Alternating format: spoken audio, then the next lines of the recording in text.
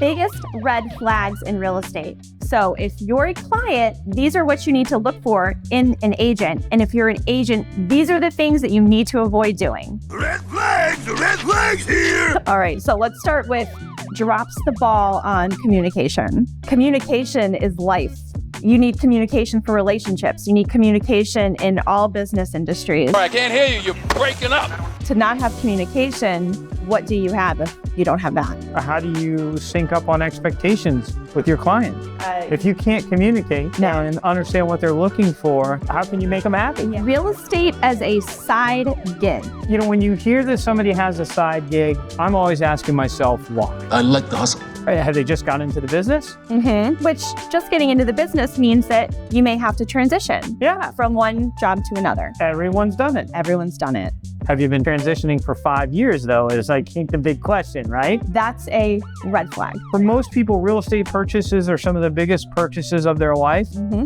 I'm not looking for a part-timer. No, not to mention, you know, depending on the kind of job that they're trying to transition from, if that is their goal, they're under a boss or a work policy that says they're not allowed to use their phone or they're not allowed to use their computer.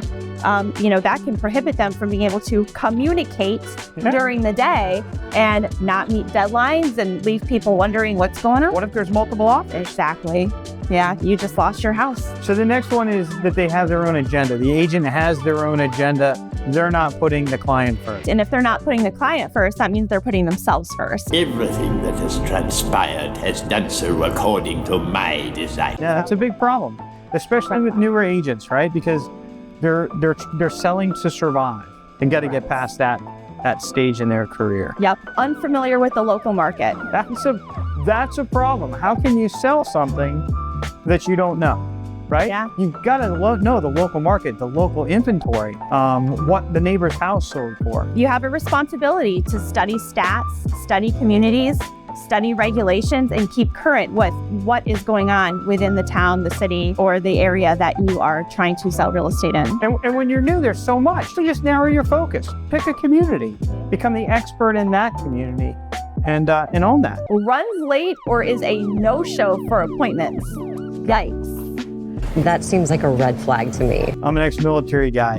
You don't show up late. I'm an ex-ballerina, and if we showed up late, we sat on the floor and couldn't dance.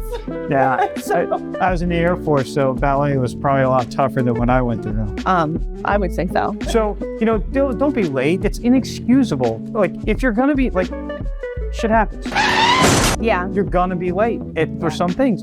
That's why you have one of these. Send a text message, quick little phone call, I'm running 5 minutes late. Consistently being late just means that you're not really prioritizing the person, and if you're not communicating with that person, they're gonna feel like they're not important to you. Yeah, really well said. That's exactly how I feel. When somebody's consistently late for an appointment with me, I feel like they're telling me that their time is more important than mine. Not the best negotiator. Can I say I love negotiating? It's like one of my favorite things to do. I mean, it's a huge part of this business. Yeah. This bloke won't haggle. Won't haggle? So, you know, negotiating is a skill, and it's a skill that can be learned.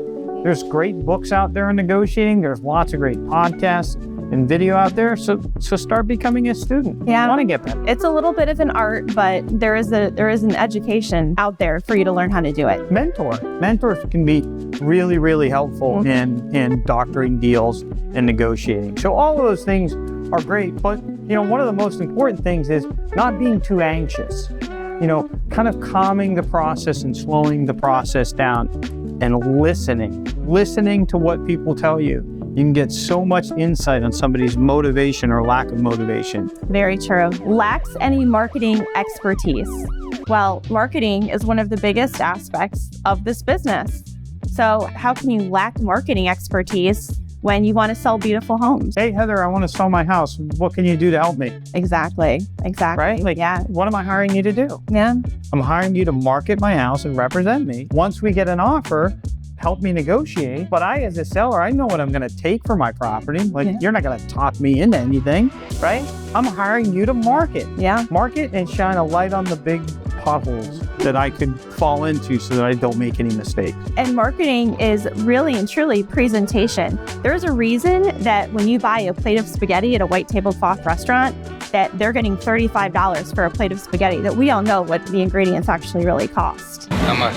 $1,000. You know, it's because it's marketed in a way that makes you want to pay the money for it. It's something that if you've been a seller hasn't been that important over the last couple of years, but it's getting ready to get really important again. Oh yeah. Makes excuses.